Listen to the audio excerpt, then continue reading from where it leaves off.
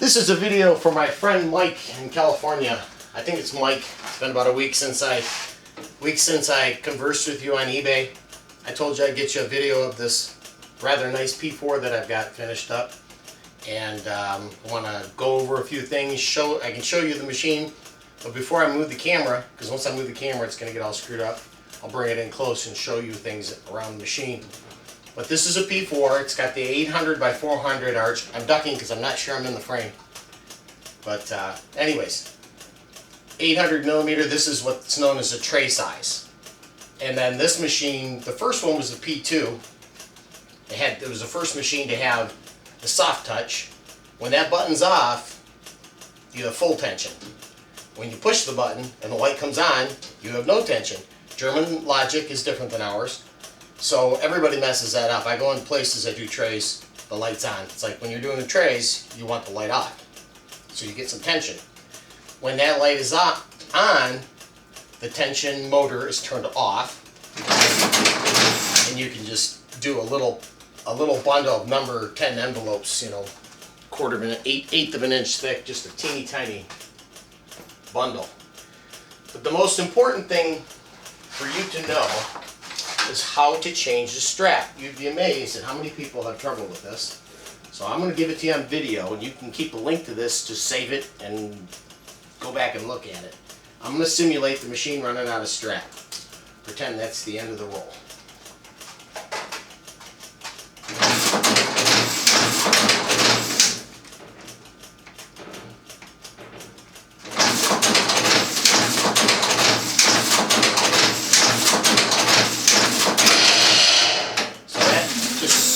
Sucked in the end, and there's a sensor right here down the chute. It's a little orange sensor. It's called the B7 sensor, and I want you to know about that sensor, because if that sensor gets stuck, it has a little flag, and if the flag gets stuck, it won't auto feed. Now you just heard the machine go whee. That's the machine recognizing that it's out of strap and that it will auto feed. And the auto feed is just a motor that has a little hook on it. We call it a hook, but it's called the threading gate, that will come up and shoot the strap up to the head instead of just going at the end, going down into the accumulator. This glass box is called the accumulator. The hook is called the threading gate. And because I ran the end through and that sensor saw the end go through, the machine now knows that it's out of strap. So what I would do is go get a reel of strap from my stock. As long as you don't turn the machine off, the machine knows it's empty. If you do turn the machine off, if you turn it back on, you have to hit the pedal once. It'll do that whee sound. When it's done, pull the drawer open, put your reel on, and this is the procedure. So we've got a reel on, we turn the handle on the reel until it pops. Pops like that, we know it's secure. Bring the reel in and go up through the gap between the white roller and the little silver bar. Don't go around the black bar, don't go around the silver bar. Go up in between so that the strap runs on the roller. And get yourself a nice big piece, and you'll notice that I'm being careful not to twist it. The strap likes to go in one direction. See how it's got a curve? If you twist it once, it curves the other way, and it's going to probably get stuck on the way through. So there's a chute. Go down the chute until it won't go any further. And what you got are a feed wheel with a motorized feed wheel, and then a pressure wheel. They're like this. And there's a little handle, a little lever. Push down on the lever, it separates those wheels so you can get the strap in there. So I'll just push on the lever, go 3 or 4 or 5 inches past the wheels. Then I like to hold this like so. That way it doesn't get stuck around and put strain on your motor. And then, now when I push this button, you know what, I think I'm going to bring the camera over here for this. It's kind of fun to watch, kind of cool. I'll bring the camera over. Right down there is the threading gate. Maybe we can even, oh, look at that, modern technology. And when I press on the pedal. I'm holding up my end of my strap so it doesn't get stuck on anything, and I'm pushing the pedal. See that little threading gate go up? So what it did was the threading gate came up and shot the strap up into the head. So now, yeah, I gotta get this all set back up here. Wish I had a cameraman. See, you guys are in California. You'd probably get yourself a cameraman. Alright. That's auto feed. I have this machine set with Mosca 5021C. It works great with the 5021. Most of my customers use the 5040C, which is the embossed with little bumps in it. The 5040 has a little more profile so that the machine can grab it. But anything P4 or newer works great with the 5021. That one meets the clarity code of the domestic mail manual. The 5040 is just a tick under. I sell a lot of strap. Used to be #2 in the country 6-8 years ago. And I've never had anybody say that their post office refused the 5040. So that's all I carry. You're in California, you can get that from Novatech. They've got, they probably have both. They have one or other. Either one will work. So I'm going to get the camera now, bring you up close, show you what I've done. So this machine is in such nice shape. Hope this thing isn't going all blurry on me. It's got autofocus. The reels, the pads on the reels are just unbelievably nice. The plexiglass doesn't have any breaks or chips. Usually people remove that plexiglass and they bonk it on the ground. The table is really nice. There's no gouges or bends on it. And down here, this is the important part. Oh, we probably can't see that all that good. You know what I need? Okay, I'm going to back up over here. And I'm going to get modern technology again, which is a flashlight. Okay, down in here, this is your strapping head. And as you can see, it's immaculate.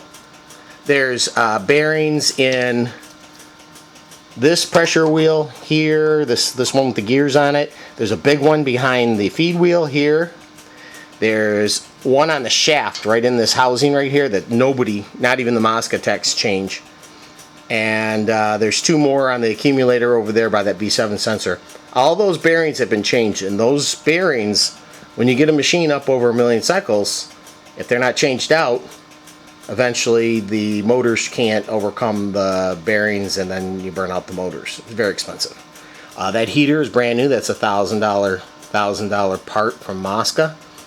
So everything on this machine is, this is probably one of the nicest P4s I've ever had my mitts on. Now I'm going to show you the back side of it. I will have that all, this all tightened down. I'm trying to do this one-handed. And I end up smacking something.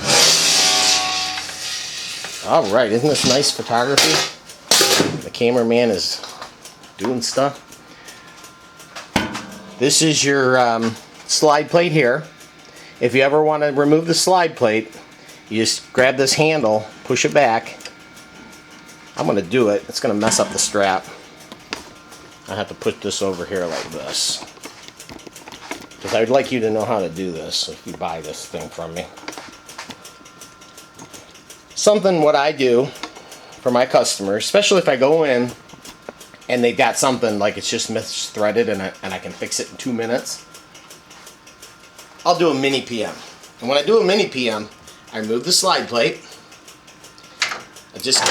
And you see the motor opened up the strap. And even after 25 years, that still makes me jump a little bit. My dad used to have a heart condition, and we'd work on these, and I'd be like, oh my gosh, he's gonna have a heart attack. New bumper inside the slide plate. Everything on this machine that was broken or worn has been changed. Now, when I did that, I messed up the strap. So what I'm going to do is I'm going to cut it right there, and I'm going to back it up.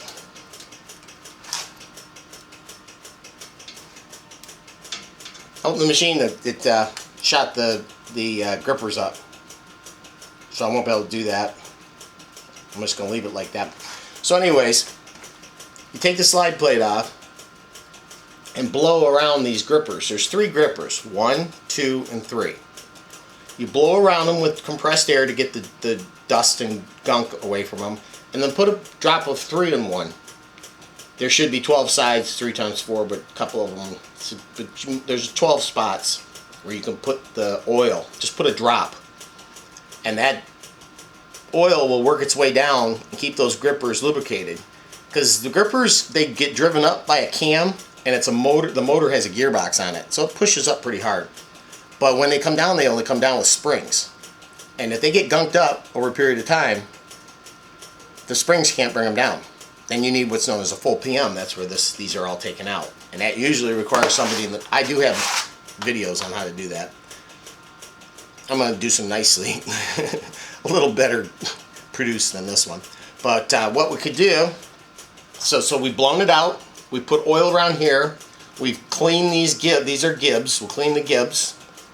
We'll clean the slide plate. And without taking the slide plate apart, you can just turn it like that and clean all the tip and use a screwdriver and a rag and some brake cleaner. Get it in there. You probably don't have very good brake cleaner in California.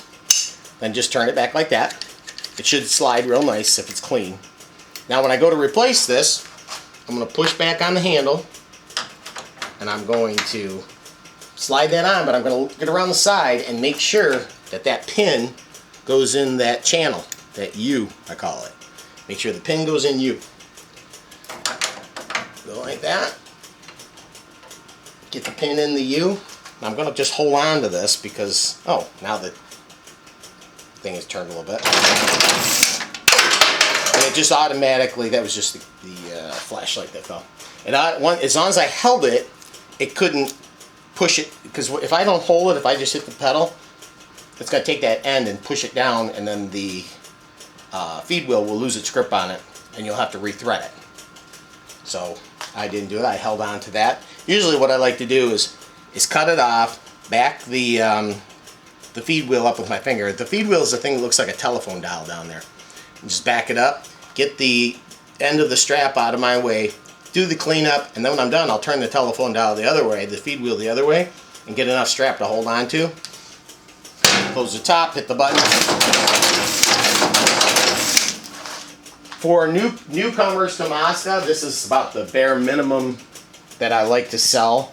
They have one that's a little less expensive and older, the P2, but P2s are great for people that know how to use them. But when you're a beginner, you should have a P4 or better. So that's about it. All the light bulbs work. Everything's lickety-split clean. Didn't even have to paint. There's like one chip right down here by the wheels. Got new nice caster. Didn't have to change the casters. It's got 1.25 million cycles on it. Man, this thing is just a beauty. It was well taken care of. So that's about it. I'll be contacting you soon. I'm gonna put this on eBay or on YouTube tonight, and you'll be able to see it. This is Wednesday the 23rd. I don't even know. I'm so busy. As you can see, got a few projects here. Frankenstein's castle. Got another big old Mosca over there. Everybody wants used Moscas these days. Alright, thanks. Take it easy.